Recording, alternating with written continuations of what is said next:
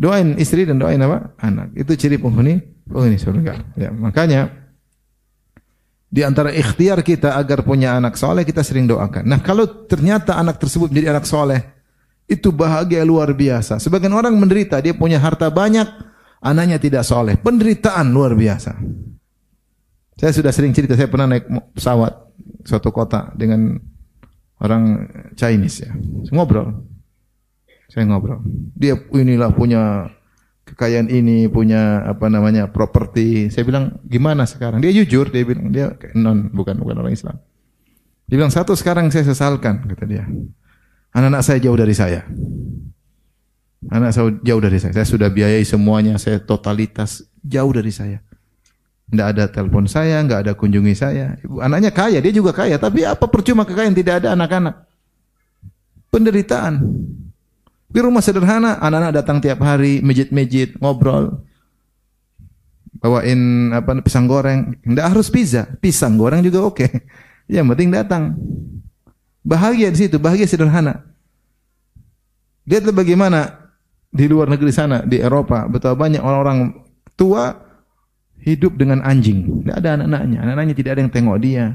Bahkan kalau ada yang sakit, anaknya pesan. Ini kenyataan. Saya 2 kali dapat. Saya di dua negeri kafir saya pernah kunjungi. Kasusnya sama. Karena kebetulan perawatnya orang-orang Islam.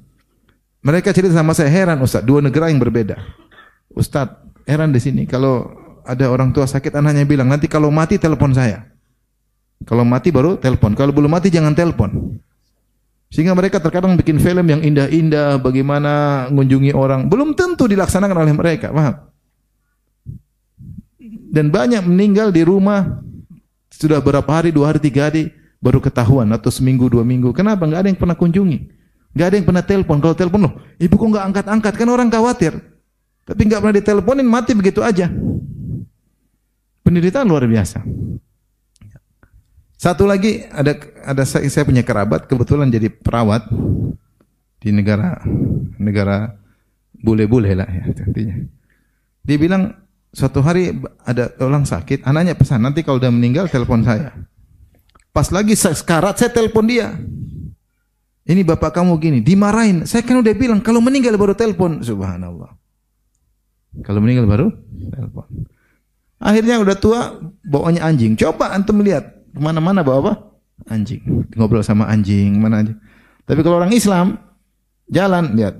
Cucunya dia, doyong dia, anaknya rame-rame. Mungkin duit nggak ada, nggak apa-apa. Tapi yang penting kebersamaan, ya nggak? Apalagi kebersamaan dan duitnya banyak. Maksudnya, subhanallah. Itu, jadi anak soleh itu benar-benar aset kebahagiaan luar biasa. Ketika seorang kehilangan anak soleh, penderitaan, tangisan dalam kesendiriannya, menyesal punya anak tersebut. Makanya banyak sekarang mereka tidak mau punya anak. Ya enggak? Banyak nggak mau punya anak. Nggak mau punya anak. Bingung sampai yang kasih punya anak dikasih hadiah. Nggak mau punya anak. Banyak di antara mereka sukanya kumpul kebo aja. Kumpul kebo. Kumpul kebo, daftar di ketua RT mereka. Saya punya kebo baru. Nanti kebo udah ganti kebo baru, lapor lagi. Seperti itu. Mempunyai anak itu susah, biaya, ngurus. Nanti kalau udah besar belum tentu berbakti. Di negara sana ada anak diomelin sama bapaknya, anak ini lapor kepada negara, diambil, dijadikan anak negara. Subhanallah. Memutuskan silaturahmi negara tersebut. Ini hidup kayak begitu. Tapi kalau punya anak, subhanallah, telepon mamanya, ketawa-ketiwi mamanya, datang mijit mamanya, datang pijit bapaknya. Itu bahagia luar biasa. Bahagia luar biasa. Apalagi mamanya juga ikut mijit. Jadi senang, kita senang punya anak yang baik. Maka di antara aset yang mendatangkan kebahagiaan luar biasa adalah anak-anak yang soleh. Anak-anak yang soleh, yang perhatian sama kedua orang tuanya. Karena orang tua itu bukan cuma butuh harta, dia butuh juga dengan anak-anaknya. Ya. Apalagi anak sudah kaya, udah ini. Kemarin kan ada kejadian, saya sempat viral ya, yang nyekolahkan anaknya di luar negeri, terus dia sakit, anaknya nggak mau datang karena sudah sukses di negara kafir. Udah lupa. Akhirnya sampai meninggal, sampai dia menyesal, menyekolahkan anaknya di luar negeri. Karena ternyata anaknya brengsek-brengsek semua. Iya, menyesal. Beberapa kali kejadian loh. Tersebar viral saya sempat dibaca beberapa kali kejadian. Bukan sekali dua kali. Kalau dengan saya baca 3 kasus. Ya, tapi kita tidak usah sebut nama. Tapi intinya begitulah. Sebagian orang menyesal mensukseskan anaknya duniawi tapi tidak mendidik agamanya, berhasil secara dunia, tidak sukses secara akhirat, akhirnya menjadi sumber kesedihan, sumber penderitaan di akhir hayat sang orang tua. Waliyadzubillah. Waliyadzubillah. Oleh karenanya seorang berusaha, berjuang, didik anak-anak, mendoakan ketika anak-anak menjadi anak soleh, maka itulah sumber kebahagiaan bagi orang tua di dunia. Baik, apalagi ketika di masa tua. Aset paling membahagiakan adalah anak yang soleh. Paling membahagiakan adalah anak yang soleh. Ya. Tapi kalau anaknya nakal, sudah bapaknya tidak dipedulikan, ibunya tidak dipedulikan, ya. Bahkan masih terus merampok harta ayah dan ibunya. Ya. Datang lagi ambil uang lagi, datang lagi ambil ini, asetnya dijual. Mengerikan. Seperti itu penderitaan yang berkesinambungan ketika punya anak yang durhaka. Tapi kita lanjutkan.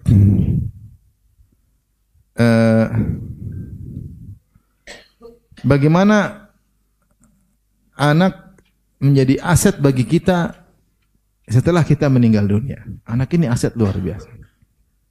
Aset luar biasa setelah kita meninggal dunia. Karena ketika berpindah dari alam dunia ke alam akhirat, kita sudah tidak butuh dunia lagi. Yang kita butuh adalah pahala. Kita sudah tidak bisa beramal soleh lagi. Udah enggak bisa salat lagi, udah enggak bisa berdoa lagi, udah enggak bisa puasa lagi, enggak bisa. Maka kita butuh kebaikan orang lain yang bisa menambah pahala kita di akhirat. Dan di antara aset terbaik yang buat kita berpahala jalan terus adalah anak-anak. Makanya Rasulullah ketika menyebutkan tentang amal soleh yang masih terus berlanjut dalam sabdanya, "Idza mata al-insan inqata anhu amaluhu." Jika telah meninggal seorang manusia terputus seluruh amalnya. Illa min thalath, kecuali ada tiga perkara. Rasulullah menyebutkan shadaqatun jariyah, sedekah jariyah. Alhamdulillah punya sedekah jariyah. Yang kedua, ilmu yang tafa'u bi ilmu bermanfaat, itu ustaz, dai yang menulis buku, yang mengajarkan. Yang ketiga, waladun salihun yad'u lahu, anak saleh yang mendoakannya. Rasulullah tidak bilang istri soleha, Rasulullah tidak bilang teman yang baik, Rasulullah tidak mengatakan orang tua yang baik. Tidak. Kenapa? Karena semua itu cepat selesai. Orang tua biasanya duluan meninggal daripada kita, ya tidak? Orang tua kita sayang sama kita, tapi dia duluan meninggal dari kita biasanya. Istri pun demikian. Mungkin kita meninggal, istri kita tidak lama kemudian menyusul. Umur dia tidak panjang biasanya. Kalau dia nikah lagi, selesai urusan sudah. Kita meninggal, dia nikah lagi, ya mungkin dia sudah lupa sama kita, ya. Ya. Terkadang kita masih hidup, dia tidak setia. Apalagi suami. Istri saja masih hidup, dia sudah kawin lagi ternyata. Apalagi sudah mati, mungkin dia kawin lagi. Doain istri belum tentu. Apakah semua suami doakan istrinya? Belum tentu. Belum tentu. Suami yang soleh mendoakan apa? Istrinya, tapi belum tentu. Itu pun kalau dia doakan, sebentar lagi dia nyusul. Tapi yang aset lama, anak soleh. Anak soleh. Saya kasih gambaran sama Bapak. Kita udah meninggal, anak kita doain kita. Kita meninggal, anak kita mungkin meninggal 40 tahun lagi. Anak kita. Kalau anak kita baik, dia menikah, dia punya anak lagi, cucu kita. Dia bilang jangan lupa doain kakek. Iya enggak? Kakek dulu begini, kakek begini. Betapa sering kita ceritakan kebaikan orang tua kita kepada anak kita. Nenek dulu begini, mbah dulu begini. Sehingga dia terpacu untuk mendoakan orang tua kita. Kalau anak itu soleh, dia suruh cucunya apa? Doain kakek dulu gini. Sehingga berkesinambungan. Sehingga dalam puluhan tahun, bisa jadi ratusan tahun terus kita didoakan. Ketika kita diberi taufik oleh Allah punya anak yang soleh. Makanya Rasulullah mengatakan amal yang tidak terputus anak soleh. Karena dia lama. Kalau orang tua, istri sebentar. Atau suami sebentar. Tapi anak ini lama. Maka ini aset yang luar biasa. Kita dalam alam barzah apa yang kita butuhkan? Kita butuhkan doa. Kita butuhkan doa. Kemudian di antaranya para ulama menyebutkan jika seorang anak soleh kesolehannya di antaranya sebab karena usaha kita, ya. Kita yang panggilkan guru ngaji, kita yang masukkan ke pondok, kita yang bayarkan, kita yang mengkontrol, kita yang mutabaah, kita yang mengawasi. Meskipun yang ngajar ustaz-ustaz, tapi kita dari sebabnya. Maka anak itu soleh gara-gara kita, maka seluruh pahala dia kalau dia beramal soleh lari sama kita.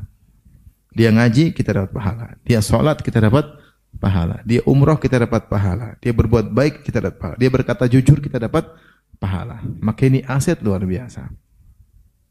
Bayangkan antum punya anak 4 misalnya. Semua anak soleh. Semua antum yang didik. Kemudian masing-masing meninggal 50 tahun setelah antum meninggal. Antum meninggal berarti antum dapat bonus 50 tahun, 50 tahun, 200 tahun. Seakan-akan antum masih hidup 200 tahun lagi. Karena anak-anak ini hidup umur 50 tahun beramal soleh melulu. Semua amal soleh lari juga sama antum. Maka ini di antara aset paling baik untuk kita di akhirat. Paling baik. Antum tinggal didik anak antum berjuang. Ketika dia jadi anak soleh, statusnya anak lelaki soleh, anak wanita solehah, maka seluruh amal soleh yang dia kerjakan, pahala juga ngalir kepada kita yang mengajarkannya. Karena Rasulullah SAW bersabda, "Man dalla ala khairin, falahu mithlu ajri fa'ilihi." Siapa yang menunjukkan pada kebaikan, bagi dia seperti pahala orang yang melakukannya. Yang membuat dia, menyebabkan dia soleh siapa? Kita. Bukankah kita yang mengarahkan, kita yang sejak kecil ngajak dia ke masjid, kita sholat sunnah di hadapan dia, kita baca Quran depan dia, kita kenalkan kepada para ustadz, kita ajak ke pengajian, kita biayai sekolah, dia soleh, luar biasa. Pahala ngalir terus. Makanya saya bilang, kalau bisa punya anak banyak lakukan. Kalau tidak mudah sudah. Anak anugerah. Kadang Allah beri banyak, kadang enggak. Tapi kalau bisa punya anak banyak, punya anak yang banyak. Di Saudi menakjubkan. Kalau dengar cerita menakjubkan. Saya pernah diundang makan teman saya, laki-laki saja 24 bersaudara. Laki-laki saya berapa? 24 bersaudara. Subhanallah. Makan tuh undang makan kayak pesta. Padahal mereka sendiri enggak ada orang lain. Rame. Kambing guling semua. Masya Allah. Kambingnya benar diberikan. Saya baru kali makan kambing besar, ditaruh di tempayan dalam bukan terbalik, dalam kondisi berdiri kambingnya itu, luar biasa. Saya mau potong juga ragu-ragu. 24 orang laki-laki semua. Jadi besar sampai apa? Kecil. Luar biasa. Banyak-banyak. Ya. Dan sebagian orang Masya Allah dari satu biang anak bisa sampai banyak. Istri saya 13 bersaudara. 13 bersaudara. Itu pun berhenti karena bapak mertua saya meninggal. Kecelakaan pesawat sehingga ibu mertua tidak punya anak lagi. Tapi seandainya bapak mertua masih hidup mungkin bisa 25. Saya punya kawan, ini cerita aja. Saya punya kawan umur 38 tahun. Umur berapa? Anaknya 23. Orang Indonesia, asli Indonesia. Salah satu keajaiban dunia saya bilang. Bener. Saya ketemu, dia kirim video lagi anak kasih makan. Anak banyak sekali kayak anak yayasan. Anak dia semua. Umur 38, anak 23. Allahu Akbar. Saya langsung kerdil rasanya di depan dia. Jadi kalau anak soleh semua, Masya Allah, bisa bikin kerajaan dinasti.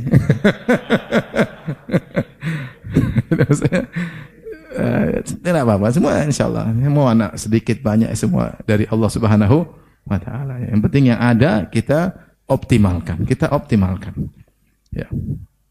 Ini anak semua kalau beramal soleh kita yang didik, pahala ngalir terus. Kita sudah meninggal, pahala jalan terus. Di alam barzah jadi taman surga di alam barzah.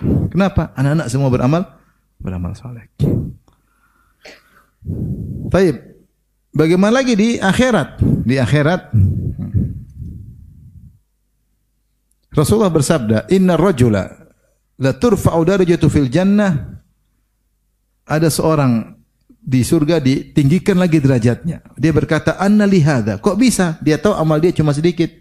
Kenapa? Ternyata di surga dia dinaikkan lagi. Maka dikatakan kepadanya, "Bistighfari waladika laka." Karena anakmu sering beristighfar buat kamu. Semasa engkau sudah meninggal, dia masih hidup, dia senantiasa doakan istighfar buat kamu. Maka jangan lupa pesanin anak-anak. Anak-anak itu kita dikte. Udah doain Abi enggak? Apa doanya? Rabbi gufirli wali walidayya warhamhum. Tanyain sama mereka. Tadi sujud doa enggak Abi? Doain Umi enggak? Kamu enggak sayang Abi sama Umi? Digituin sehingga dia terbiasa. Dia terbiasa. Doain Abi dan Umi enggak? Sehingga terbiasa. Kita talqin, kita dikte sehingga dia terbiasa. Saya pernah doa, kebetulan saya nangis waktu itu. Anak saya ngelihat. Abi doain siapa sih? Doain kamu lah katanya. Doain kamu. Jadi dia tahu bahwasanya abinya sayang sama dia. Ini dia juga insya Allah balas. Dia juga doain apa orang tuanya. Anak-anak perlu didikte, diajar, ditalkin, suruh praktek. Seperti itu. Jadi seorang di surga bisa terangkat derajatnya gara-gara doa anaknya. Taib. Apalagi manfaat aset anak-anak? Rasulullah menyatakan, "Man ubtuliya bi syai'in min haula'il banat, fasabara 'alaihinna wa kasahunna." Ya. Siapa yang diuji oleh Allah dengan punya anak perempuan, kemudian bersabar dalam mengurusnya, kemudian memberi pakaian padanya, memberi makan kepadanya, kunna lahu sitran yaumal qiyamah minan nar. Maka anak-anak perempuan ini akan menjadi penghalang api neraka baginya pada hari kiamat. Jadi yang punya anak perempuan bersyukur, alhamdulillah. Anak perempuan itu penghalang neraka jahanam. Memang butuh ekstra ngurus anak-anak perempuan. Sampai carikan jodoh buat dia. Sampai dia sudah nikah pun terkadang kita harus terus nanya-nanya gimana kabarnya. Tapi itu penghalang dari neraka jahanam. Rasulullah SAW bersabda, "Ma min muslimin yamutu lahu thalathatun minal walad lam yablughul hinth illa talaqahu min abwabil jannati ats-tsamaniyati min ayha syaa dakhal." Siapa yang punya anak 3 orang meninggal sebelum balik, anaknya masih kecil, umur 10 meninggal, 12 meninggal, 8 meninggal, baru lahir meninggal. Maka nanti mereka akan menunggu bapaknya, menunggu orang tuanya dari 8 pintu surga. Setelah bapaknya mau surga dari mana? Dengan syarat bersabar. Subhanallah, punya anak terus meninggal. Pahalanya ternyata besar. Ditunggu di pintu surga. Ditunggu di pintu surga. Demikian dalam hadis kata Rasulullah SAW, sigaruhum da'amisul jannah. Sigaruhum da'amisul jannah. Itu anak-anak yang meninggal belum balik. Rasulullah menamakan dengan da'amisul jannah. Ya. Doa Musa adalah dabatul ma', yaitu maknanya adalah hewan yang di air yang tidak pernah keluar dari air. Rasulullah menamakan anak-anak tersebut, ya, anak-anak tersebut yang meninggal sebelum balik, ya, maka mereka seperti hewan-hewan air yang tidak pernah keluar dari air. Maksudnya yaitu anak-anak yang selalu di surga, enggak pernah keluar dari surga. Kata Nabi, "Yatalaqa ahaduhum abahu fayakhudhu bi thawbihi fala yantahi hatta yudkhilahu Allahu abahul jannah." Maka ketika dia ketemu ayahnya, dia tarik tangan ayahnya, suruh masuk surga. Dia tarik terus sampai masuk surga. Subhanallah. Itu yang bisa saya sampaikan kepada orang yang ternyata ditakdirkan anaknya meninggal sebelum balik. Menyedihkan, tapi kita bilang pahalanya besar kalau sabar dengan syarat apa? Bersabar. Dengan syarat bersabar. Jadi luar biasa. Anak-anak ini pokoknya anak ini adalah aset terbaik. Kemudian Allah juga mengabarkan bahwasanya kalau ternyata anak kita lebih saleh dan punya surga lebih tinggi, kita bisa diangkat sejarah dengan dia. Dalam 2 ayat Allah menyebutkan. Yang pertama dalam surat An-Nisa. Allah berfirman di akhir ayat 11 dari surat An-Nisa, yusikumullahu fi auladikum lidzakari mithlu hadzal unthayain. Di akhir ayat Allah mengatakan aba'ukum wa abna'ukum la tadruna ayyuhum aqrabu lakum naf'a faridatan minallah. Innallaha kana aliman hakima. Kata Allah Subhanahu wa taala, ikutilah hukum waris yang aku tetapkan. Kau tidak tahu ayahmu atau anakmu yang mana yang lebih bermanfaat bagi engkau. Kau tidak tahu di dunia maupun di akhirat. Sebagian ulama di antara Al-Qurtubi menyebutkan, kau tidak tahu anak mana di antara anak-anakmu yang lebih banyak berdoa untukmu ketika di dunia. Kau tidak tahu di antara anak-anak ini yang mungkin kau sepelekan, yang mungkin kau anggap kurang berhasil, ternyata di akhirat surganya tinggi. Sehingga dia bisa mengajakmu untuk naik ke derajat surga yang sama. Jadi Di akhirat jika anak kita surganya tinggi, dia bisa ngajak apa? Orang tuanya sederajat. Dan ini juga diisyaratkan oleh Allah dalam surat At-Tur. Kata Allah Subhanahu wa taala, "Walladzina amanu wattaba'atuhum dzurriyyatuhum biimanin alhaqna bihim dzurriyyatahum wa ma alatnahum min amalihim min syai' kullu imrin bima kasaba rahin." Dan orang-orang yang beriman kemudian diikuti oleh anak-anaknya. Alhaqna bihim dzurriyyatahum, maka kami akan susulkan dzurriyyahnya. Dzurriyyah dalam bahasa Arab bisa artinya anak-anak, bisa artinya bapak dan kakek, sebagaimana firman Allah Subhanahu wa taala, wa ayatul lahum anna hamalna dzurriyyatahum fil fulkil mashhun. Di antara tanda-tanda kebesaran Allah bagi mereka, anna hamalna dzurriyyatahum, kami pernah mengangkat kakek mereka yaitu Nabi Nuh alaihissalam di kapal yang dipenuhi dengan muatan. Jadi sini Allah menamakan Nabi Nuh dengan dzurriyyah, yaitu kakek. Jadi terkadang dzurriyyah artinya apa? Kakek. Oleh karenanya antara anak dan orang tua bisa saling memanfaatkan, saling memberi manfaat.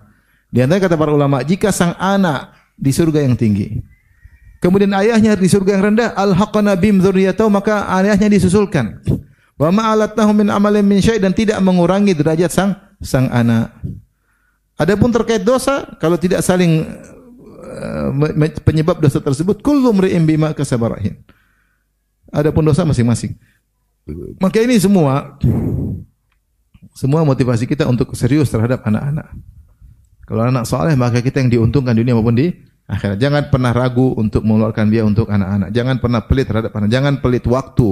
Butuh waktu duduk sama anak, diskusi sama mereka, ngobrol sama mereka, beri arahan kepada mereka. Jangan suka-suka telepon mereka, tanya gimana kabar mereka, bagaimana perkembangan mereka. Anak senang diperhatikan oleh orang tuanya. Jangan sampai kita karena cari harta lupa. Allah mengatakan, wa'mur ahlaka bis salati wastabir 'alaiha la nas'aluka rizqan nahnu narzuquk. Perintahkan keluargamu di antara anak-anak untuk salat. Ya, dan sabarlah untuk salat, sabar untuk perintahkan mereka. La nas'aluka rizqan. Kami tidak pernah minta rezeki darimu, yaitu jangan sampai kau cari rezeki karena Allah tidak suruh kau cari rezeki sehingga lupa ngurus apa? Anak-anak. Justru nahnu narzuquk, justru kami yang kasih rezeki. Justru kami kasih rezeki. Dengan ngurusi anak-anak, suruh anak-anak salat, Allah akan tambahkan rezeki. Jangan sampai sebaliknya, gara-gara kita cari rezeki, lupa nasihati apa?